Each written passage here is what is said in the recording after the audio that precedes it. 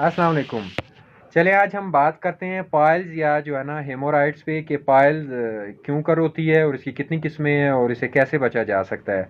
Piles basically जो है ना वो दो टाइप्स की है, एक इंटरनल है और एक एक्सटर्नल है। बवासीर जिसे हम बोलते हैं अंदरूनी बवासीर और बैरूनी बवासीर के नाम से याद करते हैं। और ये बेसिकली जो है ना ये ब्लड वेसल्स की इनलार्जमेंट की वजह से होती है कि जब खून की जो है ना वो रगें फूल जाती हैं, उनमें स्वेलिंग आ जाती है, तो फिर उससे जो है ना वो खून रिसता है या उसमें जो है ना वो स्वेलिंग आना शुरू हो जाती है। इसको हम जो है ना फिर हम पाइल्स या हेमोराइड्स के नाम से याद करते हैं। एक्सटर्नल पाइल्स और इंटरनल पाइल्स में खसूसी तौर पे इंटरनल पाइल्स में जो है ना ब्लीडिंग ज़्यादा होगी, वो डार्क टाइप की ब्लीडिंग हो सकती है या जो है ना वो फ्रेश ब्लड की ब्लीडिंग हो सकती है। और इसमें जो है ना वो पेन और इचिंग या खारिश दर्द वगैरह जो है ना बनिस्बत बैरूनी बवासीर के या एक्सटर्नल जो है ना हेमोराइड्स के वो कम होती है। जबकि एक्सटर्नल में ब्लीडिंग भी हो सकती है और पेन और इचिंग ये जो है ना वो बहुत ज़्यादा होती है। मरीज़ जो है ना वो बेहाल हो जाता है, इवन जो है ना वो स्टूल पास करने के लिए जो है ना वो टॉयलेट वगैरह का टॉयलेट से जाने से भी जो है ना वो घबराता है टॉयलेट में जाने से। तो इसकी बेशुमार रीजंस हैं। लेकिन एक और इसकी टाइप है जिसे एनल फिशर के नाम से याद किया जाता है। ये जब पेशेंट जो है ना वो स्टूल नहीं पास करेगा तो ऑटोमेटिकली उसे कॉन्स्टिपेशन होगी। कॉन्स्टिपेशन होने की वजह से मरीज़ जो है ना वो अपने जो है ना वो रेक्टल मसल्स पे प्रेशर डालता है। प्रेशर डालने की वजह से जो है ना वो स्टूल इंटरनली उसको जो है ना वो चीरा वगैरह जिसे कह सकते हैं कि कट अंदर इंटरनली जो है ना उसे कट लग जाता है। उस वजह से जो है ना उसे एनल फिशर बोलते हैं। इसकी सिम्टम इस तरह है कि जब मरीज़ जो है ना वो स्टूल पास करने के लिए जाएगा पखाना टॉयलेट में, तो उसे जो है ना उस वक्त पेन या दर्द स्वेलिंग वगैरह सारा कुछ होता है। लेकिन जैसे ही वो स्टूल पास कर लेता है उसके बाद जो है ना वो पेन और जो है ना वो बर्निंग वगैरह आहिस्ता आहिस्ता कम होना शुरू हो जाती है और ख़ुद ब खुद जो है ना वो ठीक हो जाती है। जबकि इंटरनल और एक्सटर्नल जो है ना उसकी सिचुएशन फिर जो है ना वो इससे कुछ डिफरेंट है।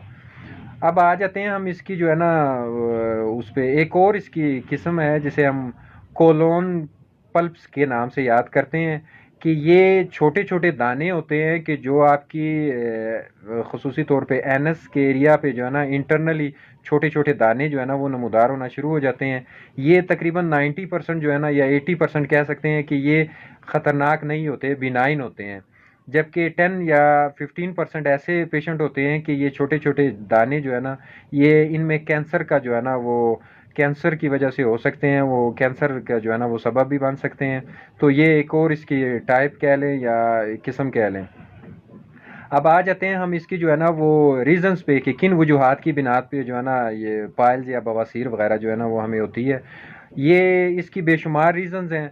उसमें सबसे पहली चीज़ जो है ना वो कॉन्स्टिपेशन है कि कब्ज़ अगर आपको होगी, चाहे आप किसी भी उम्र में हैं, आपको जो है ना वो पाइल्स इंटरनल या एक्सटर्नल हो सकती है। दूसरे नंबर पे आपका ओवर वेट है। जितना वज़न आपका ज़्यादा होगा उतना ही आपका रेक्टल मसल्स पे जो है ना या एनस पे जो है ना वो प्रेशर ज़्यादा होगा। नतीजे के तौर पे जो है ना ये बीमारी सामने आएगी। प्रेगनेंसी है इसकी एक और जो है ना काज एक। उसके अलावा जो है ना वो आपकी खुराक है कि डाइट खसूसी तौर पर अगर आप ऐसी डाइट ले रहे हैं कि जिसमें फ़ाइबर बहुत कम है, उस वजह से भी जो है ना आपको कॉन्स्टिपेशन के इम्कानात ज़्यादा हैं और ये बीमारी ऑटोमेटिकली आपको होगी।